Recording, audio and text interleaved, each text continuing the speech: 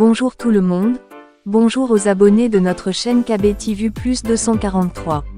Bienvenue, et si c'est pour la première fois, de nous suivre, n'hésitez pas de vous abonner, partager, commenter, et activer la cloche de notification pour ne pas rater aucun de nos prochains contenus.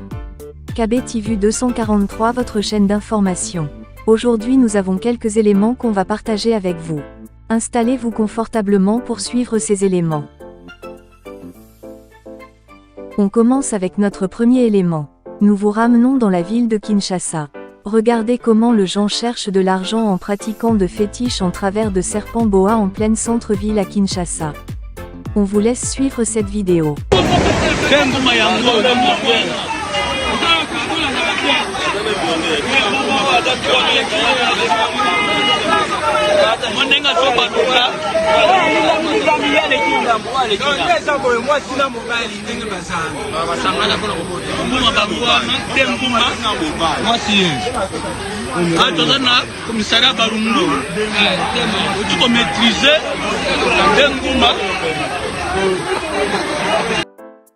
Merci, vous avez suivi le premier vidéo d'aujourd'hui. Maintenant on continue notre vidéo avec deuxième élément. Nous sommes dans la ville de Kisangani. Regardez comment le problème de carburant sont devenir problématique. On vous laisse suivre cette vidéo, on se retrouve tout juste après. Nadhani juzi nilimiambia jua station ya carburant Kisangani litre moja 17,000. Leo tunauza ku 22,000 francs congolais. Ona batu ku station. Ona ba motar. Kisangani problème avec Fachi Béton. Mungu atusaidie sana.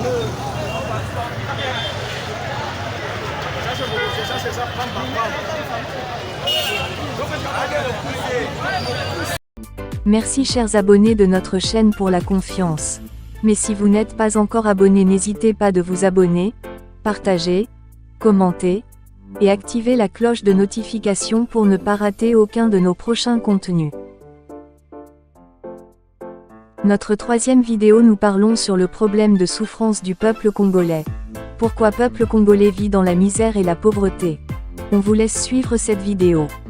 Oui, chers Congolais, dans la vidéo précédente, nous avons parlé de 3 étapes que l'Occident a orchestrées pour fragiliser la République démocratique du Congo, avec une mission bien précise de la couper en petits morceaux ou petits États. Ce que l'Occident ne veut pas que le Congolais sache est que la RDC, avec tout ce qu'il possède et le développement accélère de l'Afrique d'aujourd'hui, la RDC sera la plus grande puissance mondiale. Et avant que le Congolais prenne conscience de cette vérité, la meilleure chose à faire, c'est le démembrement en petit État faible et colonisé à jamais. Notez bien que la phase de l'infiltration étant à sa phase finale, nous arrivons à l'étape numéro 4. Il s'agit de placer à la tête du pays un étranger avec plusieurs objectifs dont voici quelques détails à savoir. 1. Rapatriement de tous les documents stratégiques de l'armée congolaise et leur prise en otage. 2. Transférer les Rwandais et les Ougandais en masse dans tous les territoires ravagés par la guerre. 3. Ils vont tromper le Congolais d'avoir gagné le rebelle et établir la paix, mais la réalité est qu'ils vont intégrer tous ces individus en secret dans l'armée afin de bien le mettre à genoux pour la dernière fois de son histoire. Étape numéro 5. C'est l'autodétermination de ceux qui occupent le territoire en conflit avec une armée acquise à leur cause, et cela ne se réalisera qu'après le mandat de ce président étranger, enfin que le soupçon ne soit pas porté sur lui mais sur le président qui va lui replacer. Il y aura la résurgence de groupes armés, et les étrangers intégrés dans l'armée qui ne seront autres que les groupes armés vont se réveiller pour soutenir les soi-disant populations congolaises, enfin devenir autonomes pour mieux se protéger. Fin de film. La communauté internationale tranchera en faveur de ces États autoproclamés, avec comme motif établir la paix durable une seule fois pour toutes. Notez bien que ceci n'est pas une prophétie, mais un statistique bien réel basé sur la situation politique de la RDC. Lorsqu'un peuple ne se respecte pas et n'est pas prêt à faire un choix et sacrifice de surmonter les tribalismes, la corruption, et n'est pas prêt à prendre des armes et combattre le mal d'où elle vient, c'est l'esclavage et l'exploitation qui restera comme héritage d'un tel peuple pour tout. Maintenant nous sommes au terme de notre vidéo d'aujourd'hui, mais avant qu'on se sépare, nous avons dernière vidéo à vous montrer. Et pourquoi le blanc il aime pas fréquenter nos églises. Excusez-moi. Bonjour apôtre. Bonjour Lise. Vraiment, ravi de vous recevoir encore ici sur Casarima. Ah bah c'est une joie aussi de se retrouver en famille. Vraiment, c'est vrai.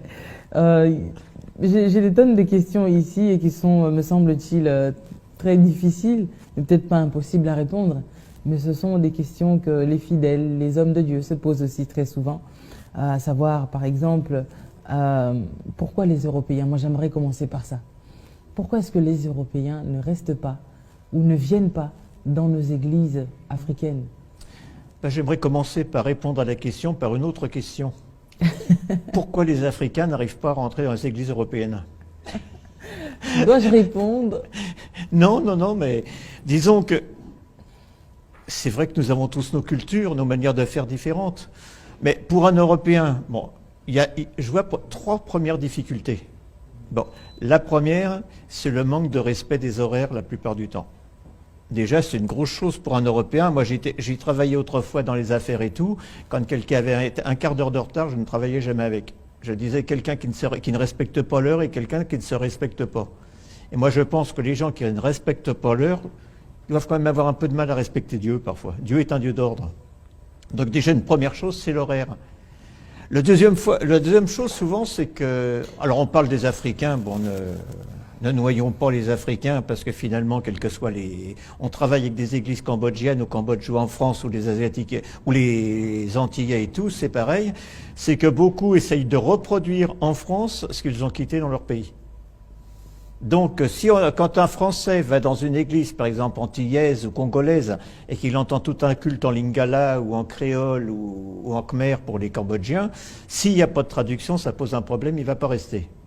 Et ça, on essaye à expliquer aux serviteurs de Dieu d'autres pays, quand c'est leur cas, ben, qu'on ne peut pas amener d'Européens. Quand il dit Français, c'est pour le problème des Français que les Français sont plus durs que d'autres, mais qu'un Allemand, un Suisse, un Belge ou un Français, dans une église où on ne parle que sa langue nationale, à moins d'avoir le don des langues, comme dit l'apôtre Paul, on a peu de chances de comprendre. Donc ça les fait partir.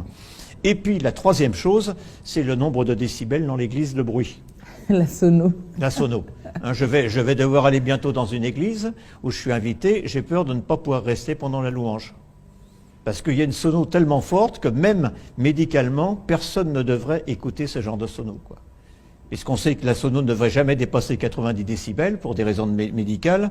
Or, j'ai vu des églises qui dépassent largement les 110 décibels. C'est-à-dire que c'est l'équivalent d'un réacteur d'avion au décollage. Et donc, peut-être que nos frères et sœurs de différents pays ont des oreilles qui ont été faites avec des filtres spéciaux, mais pour les Européens, c'est un gros problème. Et Si vous êtes nouveau sur la chaîne, n'hésitez pas de vous abonner, partager, commenter, et activer la cloche de notification pour ne pas rater aucun de nos prochains contenus. Nous saluons à passant notre directeur depuis France dans la ville de Nice, Boss Philoté Ali Massi. On vous dit au revoir, on se retrouve à très bientôt pour le prochain numéro.